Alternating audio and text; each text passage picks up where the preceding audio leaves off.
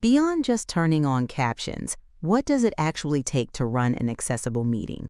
Accessibility in a video call starts long before you hit join. It begins with preparation, sharing agendas in an accessible format and inviting attendees to share their specific access needs. You should also ensure that tools like live captioning and transcripts are enabled. During the call, it's about the etiquette you set. Self-introductions. Identify yourself before speaking.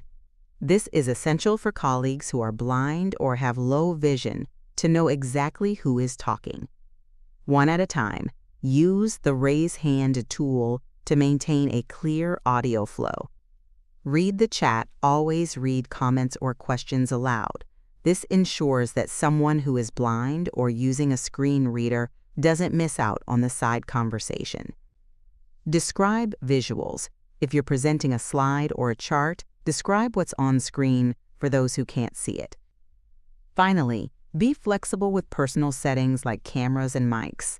True workplace accessibility isn't just a platform feature, it's how we choose to show up for each other. Accessible web. Web accessibility made simple. Explore our platform, services, and education offerings.